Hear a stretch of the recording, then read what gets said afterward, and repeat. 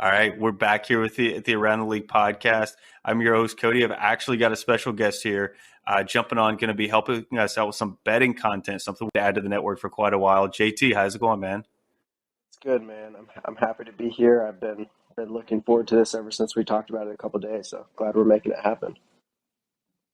Yeah, dude, I think it's going to be fun. We might get some live reactions here as we're watching the Sunday night football game while we're doing this, but I think it's going to be a good time. So like I said, we've been wanting to add betting content to the network for a while, and this is something where we wanted it to be the right kind of people that are kind of helping us head this up. I think you're just kind of a perfect fit to help us segue into that market a little bit, and you're actually a full-time better as well, which I think adds a lot of value to this and adds a little unique perspective into what we're going to be doing here as well throughout the course of this show. But just so people are aware of what we're going to do here, we're not necessarily going to be giving out picks or things like that. What this gives us an opportunity to do is kind of pick the brain of a better, a little bit professional gambler and allow us also to have a little bit of fun with a little bit of a pros versus Joes segment.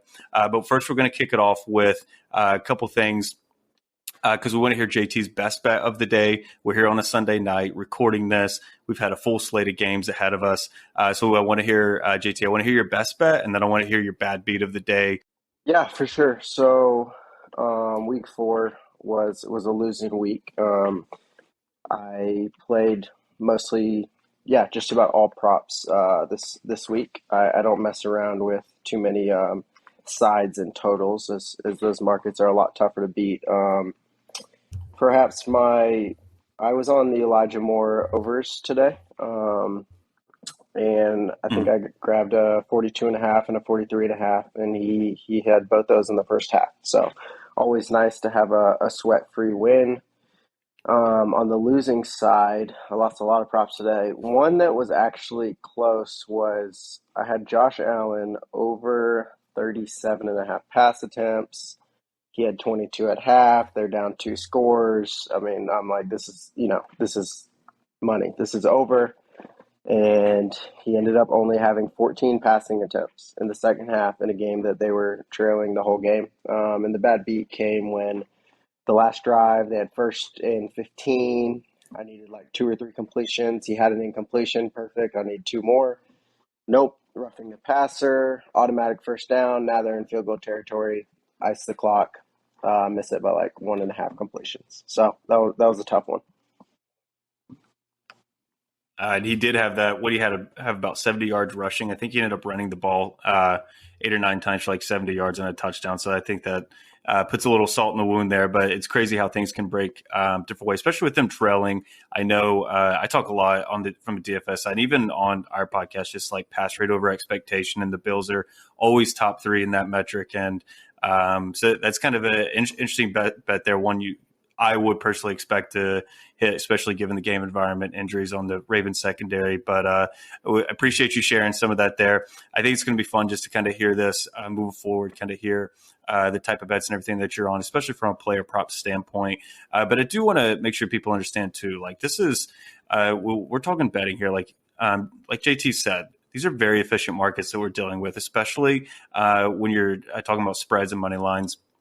We're actually going to have some fun here with a little pros versus Joes segment with guessing the spreads. I think it's going to be fun. If you've ever listened to someone like Cousin Sal or PFF, Pro Football Focus, they do something similar as well. And that's something we've been wanting to do here. And I think it's going to be fun going back and forth. So we definitely want to make sure we give credit where it's due over here. But, these spreads are very difficult to guess. It's an extremely efficient market on my end. I've only ever really dealt with these from a daily fantasy perspective when we used to do the DFS show. So it's going to be fun for me taking these at a different angle. I've always been able to look at the spreads more from a point total perspective, kind of trying to figure out snaps, pace, volume, and all that. Whereas you are purely looking at it from an efficiency standpoint. Like there's like when you're looking at these lines move, like what exactly, is there anything in particular you're dissecting, or you're just looking for the best number relative to the books?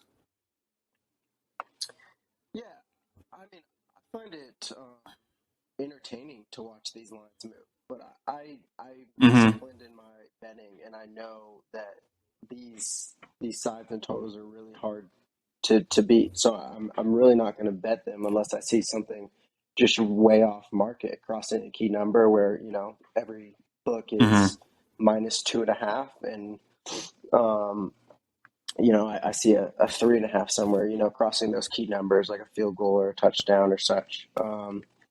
But I pay attention for them to see, like you do in DFS, as totals shoot up or shoot down weather-wise. That right there is telling us that um, we need to look closely and kind of find out why this total is going up and down, and then adjust our prop projections accordingly, whether it's injuries or weather or Hmm. some other factor.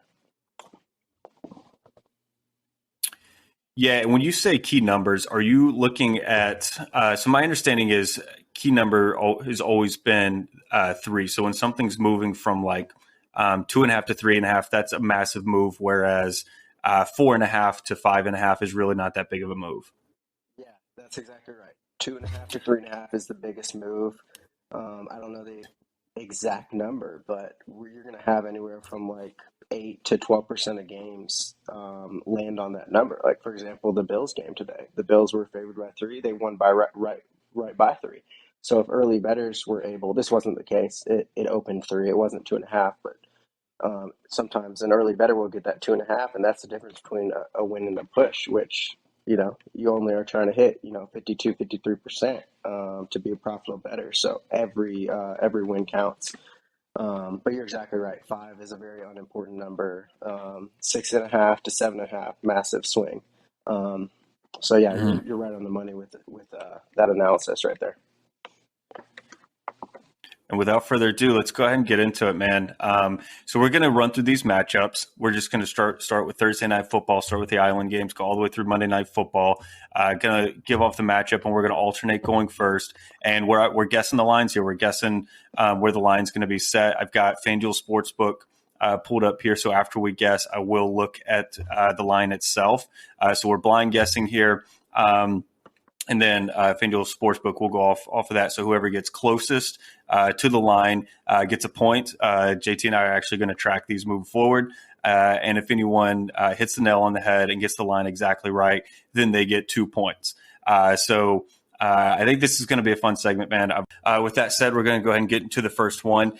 Colts and Broncos are actually kicking it off with the Thursday night football game. And JT, I've actually got Denver here as a 2.5 point favorite. So I've got Denver -2.5, and then I'm going to pull FanDuel up here so we can see what the sports books look like. Where do you have this game for Thursday night football? The game is in Denver. Denver -3. Denver -3, and I've got FanDuel pulled up here, and the line is Denver -3. So we got to give 2 points to JT right there. Do you want to give? I tell you what. Why don't you give me a little bit of your thought process by hitting Denver -3? Because we talked about that being a key number from 2.5 to 3.5. We won't do this with Yeah, every pick. I just kind of want to get your thought process on this the first first one. one. Yeah, I know Denver has been one of the most underachieving teams on the season. Indianapolis has too. But I think Denver is just flat out better, and they have home field, which is worth less than it used to be, but it's still worth a point to two. So I was thinking on a neutral site, Denver would be slightly favored, and there's just so few games that land one or two. The 3 was, I think Denver's definitely superior enough considering home field to get that whole field goal. So that's kind of why I was deciding between 3 and 3.5, actually, and I just went with 3. Okay. So there's a lot fewer games overall that get the 1 and 2. You said. Yeah. Those numbers just aren't Interesting. super important. Interesting. Yeah. Like this one tonight, KC Tampa. I don't even know what it closed at, but that's one that didn't quite get to a field goal. I think Tampa was favored by 1 or 2, maybe. I have to check. Yeah, I'm not sure. I thought it was a 1.5 as well. Yeah, you're right, and you typically only see that in those borderline pick'em games as well when something's right at a 1.5. That's going to be interesting as we go through this because I do have a couple matchups where I'm in that range. So, going to be really interested to see what the line is alongside your guess. But appreciate your insight there. And then as we move on to the New York Giants and the Green Bay Packers. That's going to be our next matchup as we rotate here. This game is in Green Bay. JT, what's the line that you have for them?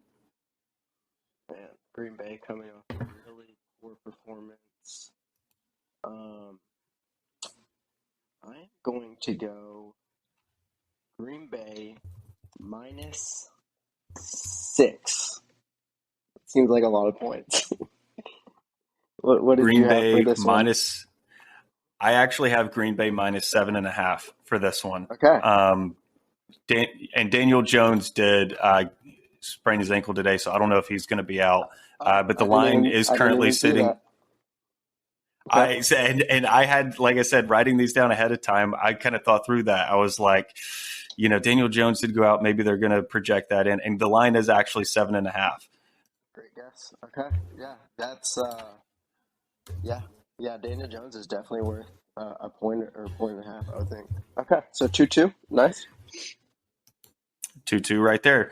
All right, so we're going to move towards Detroit and New England. I actually really, really struggled with this one just because we were talking about the Detroit defense earlier and just abysmal. They looked horrendous today. They couldn't stop anything. Rashad Penny just ran all over them. Geno Smith, we were talking about Geno Smith stack took down the Millie Maker for DFS, which is just an outrageous thought in the year 2022. But they're actually traveling to New England, who played the Packers tough today with Bailey Zapp, the third stringer after Hoyer goes out. We know Mac Jones is out as well. I actually have Detroit a 1.5 point favorite here. So I've got Detroit -1.5. This one was really, really, really tough for me because it's a borderline pick 'em. What are your thoughts here? Yeah, this is really tough, and it's probably going to come down to if Mac Jones is healthy. I think the Patriots are definitely favored. And I don't know what his status is for this game yet. This is hard. I'm going to go New England -1. What did you say? New England -1. I said What did you Detroit say? -1.5. Okay. What Yeah, is it? I'm Detroit so curious. -1.5 on my end, and the actual line. I'm actually surprised here. So you said New England -1.5. It's New England -2.5. So I think they're betting on Mac Jones returning to this game from that high ankle Yeah, sprain. I'm a I little think it. surprised at that line, to be honest with you, especially this early in the week. Yeah, I think it's that, and then also New England would have been favored over Seattle. Seattle just ran for 8 yards a carry. New England, the one thing they have is a decent rushing offense, and yeah, I think they just think Detroit can't stop anyone. They really can't. That Detroit defense is really horrendous right now. Shout out to our guys for lining up for having to deal with that. I think they took all their anger out on Twitter today, which honestly I can't blame them. So it's a point for you right there because obviously you were on the New England side, so we're going to put that your way. And then we're going to move on to the Chargers and Browns. The Chargers had a little bit of a bounce back today, struggled midway through the game, and let the Texans back into it, which is really just the Chargers, like just how the Chargers do things. They just let everyone back into it. But with that Eckler touchdown, they pulled away, ended up pulling away from the Texans. Shout out to my suicide pool 4-0. Chargers came through for me. They're actually so I went first on the last one, so I about slipped up there, JT. I'm going to let you go with this game between the Chargers and Browns. Who you got as a favorite? This game is in Cleveland, by the way. Chargers at Browns. Okay, I think that the Chargers are going to be favored, and I'm going to say, ooh, Travis Kelce looks a little shaken up. I'm going to say Chargers -3. I'm going to give them a whole field goal. Charge. All right, so Chargers -3. They went into Houston today as 5-point favorites. I have them going into Cleveland as a 4-point favorite, and they are 3-point favorites. You hit the nail on the head, so that's going to be 2 points heading your way for this one. So far, you are up on me here 5-2 as we head into our fifth matchup between Houston and Jacksonville. Houston and Jacksonville, I actually looked after I wrote it down. So I wrote all these down and I didn't change anything. I went with my gut instinct as I went down through these. And Jacksonville, my gut instinct on this, I think was way, way off. I actually have the Jaguars as 6.5-point favorites. I would definitely, after you give yours, I tell you what, I would change that to after, kind of listening to you talk at the beginning of this show. But where do you have this game between Houston and Jacksonville? And it is down in Jacksonville. I actually don't think you're too far off. I'm going to say, sorry, I'm taking a while on these. This is my first time to even know the matchup, so I'm trying to process. No, you're good. I'm making you blind react here. Yeah, and I really like your guess. I really do. Okay, I'm gonna say Jacksonville -6.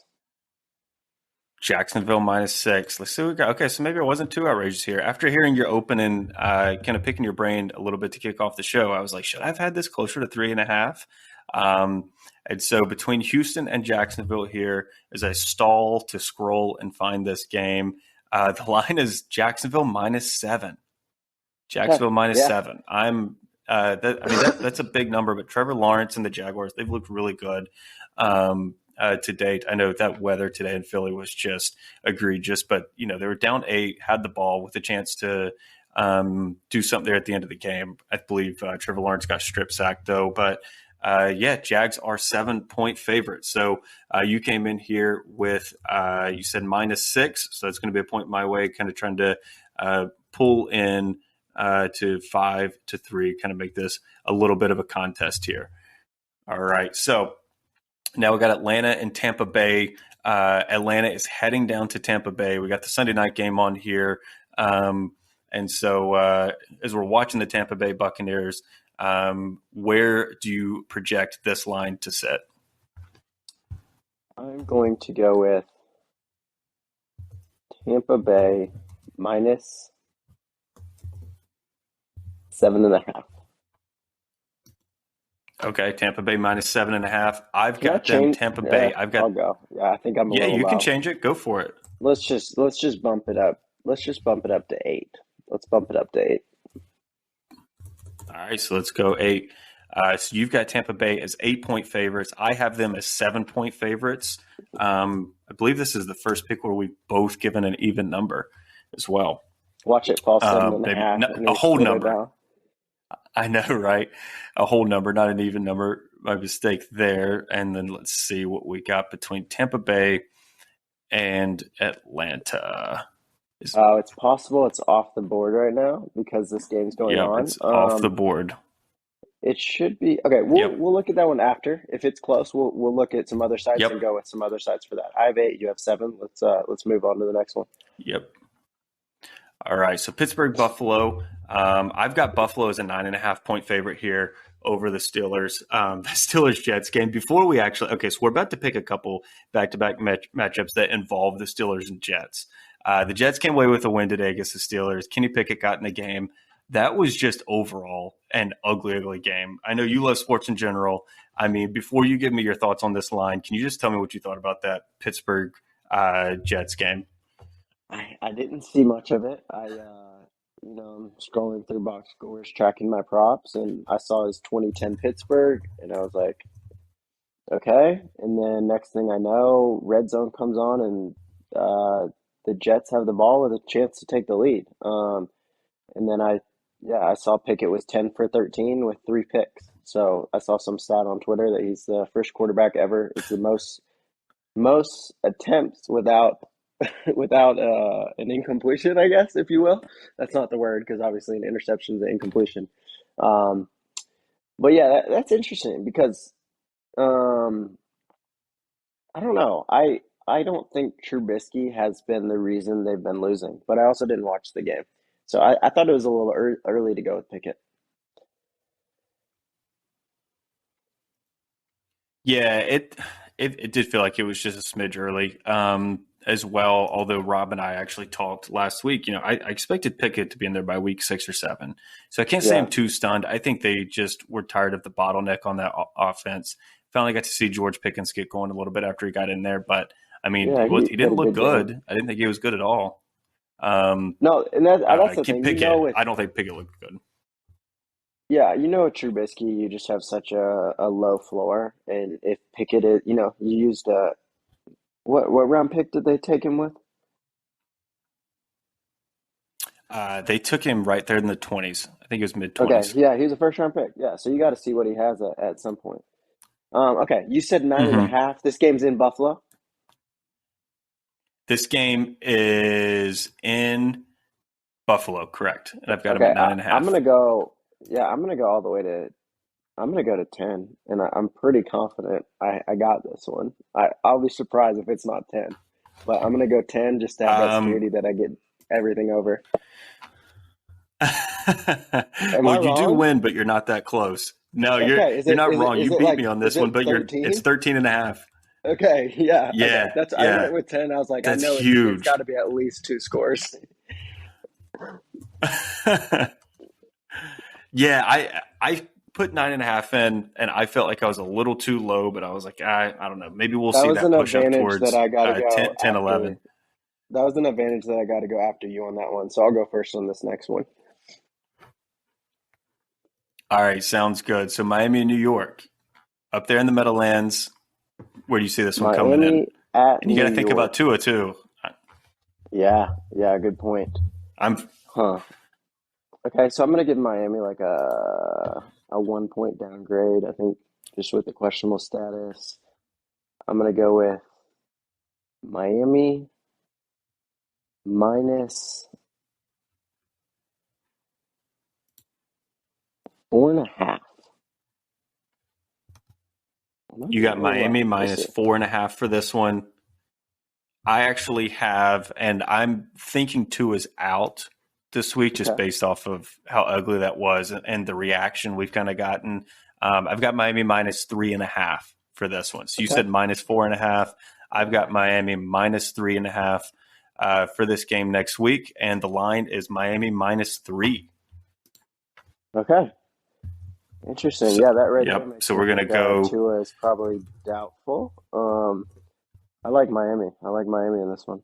All right, so it's 6-4 now. Is that right?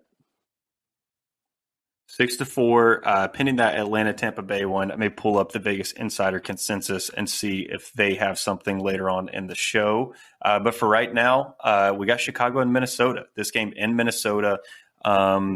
This is one I actually think I may be too low on Minnesota. I've got Minnesota minus 5. Where do you see this game?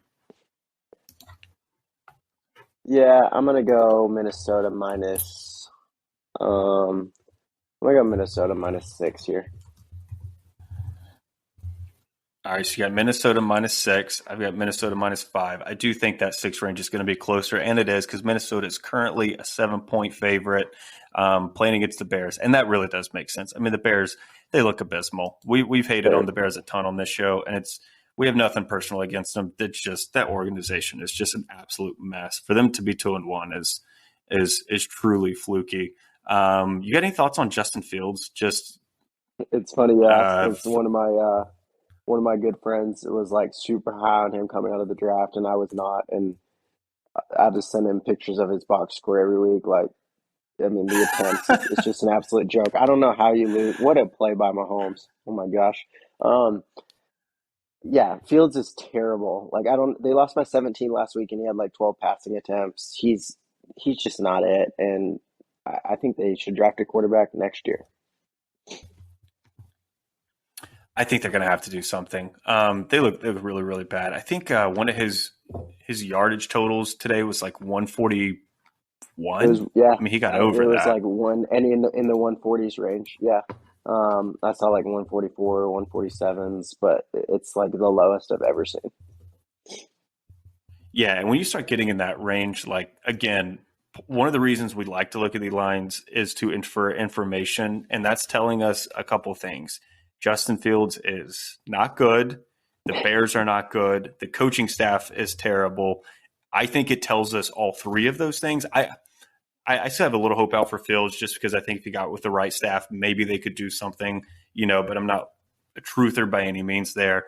But I do think that yardage total was telling us it's a terrible offense, and he's just not it. It was very much like a gloomy line to look at, and he got that over there, but the Bears still just look like one of the worst teams in the league. But that is going to be a point your way as we move on from Chicago and Minnesota. So I'm going to toss it to you for this Tennessee-Washington game. So if you're guessing this line, this game is actually in Washington. Titans heading in there. Where do you think this line sits? Okay, Titans at Washington. And I think Washington is like sneaky potential number 1 overall pick territory. I don't know if that's like a hot take, but I think they are bad. I'm going to go Tennessee minus 2.5 or 3. I'm going to go Tennessee minus 2.5. Tennessee minus 2.5. Changing it to 3. Changing it to 3. Changing it to 3. Veto. Changing it to 3. All right, so we got 3. Wait, 3 even or 3.5? Minus 3. Tennessee minus 3. Tennessee minus 3. I actually have Tennessee minus 1.5 for this one. And it's really more indicative that I think both of these teams kind of suck. So let's see where FanDuel is sitting with this. I think minus 3 is probably going to be just a little more accurate of a line there, especially kind of hearing how you open that. And your first guess was money, but so it'll be a point for you, minus 2.5 for the Titans as they travel up to Washington to face the Commanders, the football team, whatever you want to call them. Regardless, they no longer have a brand. So we're going to go minus 2.5 for this line here with the Titans. That's going to be a point your way as we shift down into New Orleans. So the Saints traveling back from London, playing the Fighting Geno Smith, Seattle heading down to New Orleans. I have Seattle actually as a 1-point favorite. I'm also assuming Jameis Winston with that back injury is going to miss another week. I think they just need to let him get healthy. I've got Seattle as a 1-point favorite. Okay, I am going to go with New Orleans minus 2.5. New Orleans minus 2.5. I think this will be an the biggest difference we've had so far. We've been off. Yeah. Mm-hmm. This is a big gap right here. Are you? Whoa. Okay. All right. So just by my reaction, I'm gonna let you re-guess that line. We're going. I just want you to. You've got your guess in there. New Orleans minus 2.5. I'm gonna give you one more shot based on my reaction. What you think that line is? I'm stunned. Man, I don't know you well enough to know, but I'm sticking with New Orleans. New Orleans has to be favored, so I'm gonna say 3.5 based on that. There's no way Seattle's 5.5. Okay. No, Seattle's not 5.5. 5.5 is the line for New Orleans there. So that right there, that was I'll a tough jump in on pick. Yeah, I'll jump in on this. The market's really good about not overreacting to a game, and if this game was played in week 1, New Orleans is definitely favored. They're still the better team. Jameis to Andy Dalton is not a huge downgrade. It's maybe a point. So yeah, I that's kind of my take on that. I was very confident New Orleans was going to be favored, but I mean, I was 3 points off. That's way off. I think that's a great point, and I think that's the difference between the pro and the Joe in this scenario is just the difference in emotion, leaving that cognitive bias, that recency bias out of it. Because as soon as you said that, like it just kind of clicked. Like that makes way more sense. And that's having Seattle as a 1-point favorite is even with the Jameis potentially missing is certainly a lot of recency bias in play. Right there. So San Francisco and Carolina, we got the Niners traveling to Charlotte, traveling cross country to play the Panthers. I think the Panthers are horrendous this season. I don't know how much longer Matt Rule is going to last, but I'm going to let you kick it off. What's your closest guess on where the line sits for San Francisco and Carolina? I'm going to go full touchdown. I'm going to give the Niners minus 7. You going Niners -7. I have the Niners at -6.5. We're back on the same page with this one, and let's see where Fanduel Sportsbook sees this game falling at the end of the day. Disagreeing with both of us, I'll take the point though. Niners -4. Traveling cross country. Yeah, I'm pretty surprised at that one. I'm gonna I know watch we that. got the. That one will. So sorry. That's one I'm gonna watch Go ahead. As well as the Tennessee, because I think both those move. I think Tennessee gets up to a field goal against Washington, and I definitely want to revisit this Niners one. -4. I think that definitely gets bet up closer to a touchdown.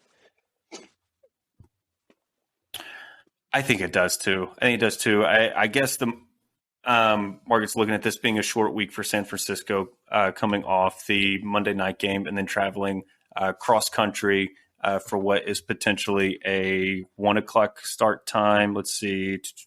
Actually, no, it's a 4 o'clock game as well. I still think that line's way too short just for, and that's not even really recency bias. I don't think the Niners have looked very good. I just think the Panthers are. I mean, dude, they're really, really bad. So I'm interested to see where that one lands by the end of the week as well. That's something I'll want to check back in on to see where that line moves.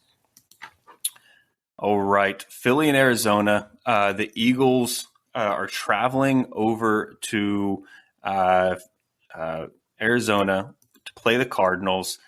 Cardinals have looked average this year, but are somehow 2-2, just somehow grinding out a couple wins. With Fake Sharp, Cliff Kingsbury as their head coach. With this line opening, I'll let you guess where this line is opening real quick, JT, before I lay it out there for us. 4. Philly -4. I've got Philly -3.5. The actual line is Philly -5.5 as they head out to Arizona. This was one I flirted with this personally being between 3.5 and 6.5. I do think Philly is significantly better, but for whatever reason, Arizona they just keep hanging around, and they just managed to hang around. I'm not sure if that's because Philly's played a fairly soft schedule so far. Regardless, I do expect Philly to run away with this one. They are 5.5-point favorites. Both of us were well under that. Do you expect that line to move closer to where? Both of us guessed it. I had 3.5. You had 4. Yeah, this will be an interesting one because 5.5 is just a fairly irrelevant number. If it gets up to 6, that's a big move. Teams win games by 6, but then teams, it could go down to 4 is actually a key number because a team will be down a field goal, score a touchdown to go up 4. So that's actually why I went with that one. Man, if anything, I think it goes down, hence my guess of 4. But, this will be another fun one to track. Yeah, I'm really interested to see where this one ends up, especially just the way Arizona has looked. I mean, I don't think they've scored one touchdown in the first quarter of games all year and have had Kyler Murray just like run around and play backyard football and somehow pull out a couple wins. So I don't know. We'll see what kind of happens with this one. I could definitely see this moving towards 6. But Dallas and LA. This is going to be interesting. Dallas has managed to grind out 3 wins with Cooper Rush. He's been able to manage games and pull out some wins. They're actually traveling to SoFi to play the LA Rams next week. My guess with this one is -3.5 in the Rams' direction. Dak is saying he's going to play next week. We'll see if that actually happens. Players are always saying they're perfectly healthy. With Dallas and LA, where do you see this line opening? I'm going to go with LA. I'm going to go Rams -4, which is just kind of I'm just trying to shelter you in, keep you under, take the win. But if I would have guessed first, I would have actually maybe went a little higher, 4.5. You would have gone 4.5 had you gone first. The line is currently 6.5. I think the market's assuming Dak is still out for now. Now, if Dak is actually playing in this game, how sharply do you think that line moves? A point or two. Yeah, it'll move a little bit, but I don't. Point or two. Yeah, I don't think it'll be anything too crazy. Cooper Rush has looked okay. Dak didn't look great, and if he comes back, who knows if he's even 100%. Yeah, I do think his first game or two back, I think it's going to take him a little time. I think they may regress just a little bit from a team standpoint when that first week or two he's back. I mean, it's a tough one to come back for just in terms of gripping the football, it sounds like. But, since I don't have my medical degree, I'm going to stop there. But a point for you as we transition to Cincy Baltimore. I think this is going to be a really fun matchup, one that both these teams are coming into it 2-2. Divisional game. Baltimore has blown multiple second half leads. Cincinnati looked horrendous to open the first couple weeks of the season, got right against the Jets, pulled it out Thursday against the Dolphins after Tua goes down. So give me your guess for where this line sits between Cincy and Baltimore. This game is in Baltimore. I'm going to go Baltimore -3. Baltimore -3. Did you hit the nail on the head right there? The line is Baltimore -3. I had this one set at -1.5 for going Cincy's direction. I went back and forth. I actually viewed this borderline as a pick'em game, and it was more so not necessarily off a recency bias. It was just really based off of I do think these are very even teams. Coming into the season, I kind of thought Baltimore would end up bouncing back this season, winning the division. But I feel like Cincy is kind of starting to figure out their offensive line issues, putting in some more protection packages for Joe Burrow so they're not just an empty set all the time. But to see this line as Baltimore -3, we know what Lamar's done. We just have seen Baltimore piss away a few games. But you're right. Baltimore -3 is the actual line. That's going to be 2 points your direction. Like I said, I had that at Cincy -1.5. That's probably the second one where we've been just way off par with this one. But I think just from a football perspective, that's going to really be a fun one to watch in general. I'm really looking forward to that game. And then our last matchup here, as we round out guessing these lines, Las Vegas and Kansas City. I've got this line, Kansas City -6.5. Give me your guess. Is it in Vegas or KC? Nope, it's in Kansas City. I'm going to go KC -7, give them a whole touchdown. I'll be curious if we're able to find this one since this game's going on too. Yep, off the board, but I do actually have Vegas Insider Consensus pulled up. We are able to kind of infer a couple lines here. So I'm going to actually go back to the Falcons and Buccaneers with this one. So the average line right now for this game is right at -9 for the Falcons and Buccaneers. No, that's one we were talking about earlier in this show.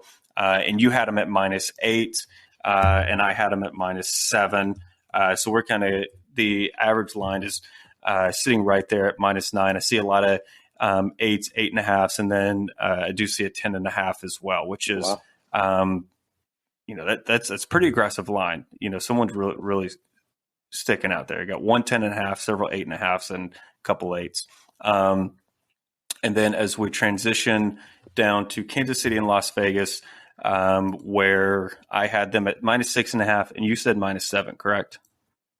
I did, yep. -7. So right now, this line is really fluctuating. We've got one book with the Chiefs at -4.5, and everyone else is at 6.5 or 7. I see a number of 6.5. I see 2 6.5s and then 2 7s. So we've truly got a coin toss between us here. That Vegas and Kansas City would. I'm going to call that one. I'm going to make that one null and void just because these lines right here are. We've got 4.5, 2 6.5s, 2 7s. Yeah, that's all So I think we're just going to. I think we're going to make that one null. No points for that one. And we'll see what the actual line comes out at. Likely when this Tampa Bay and Kansas City game wraps up as well. So, man, I appreciate you jumping on here and everything. This has really been fun. I'm going to kind of give the rundown on the points here. Let's see where you ended up. I believe you got 14-4. Just absolutely annihilated me here in our Pros versus Joes segment. Had to get some of that back from the afternoon slate, huh? Yeah.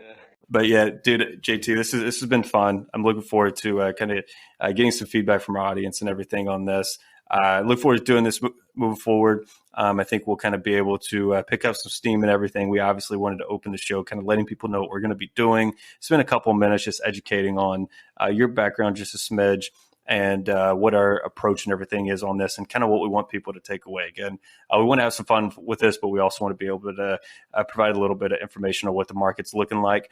JT, best of luck to you, man, as you hunt down the lines this week. I know you're a busy man hunting in the markets there, and you don't just stick to NFL as well. So you definitely keep yourself busy venturing out and to other sports. Like you said, you do a lot of props as well.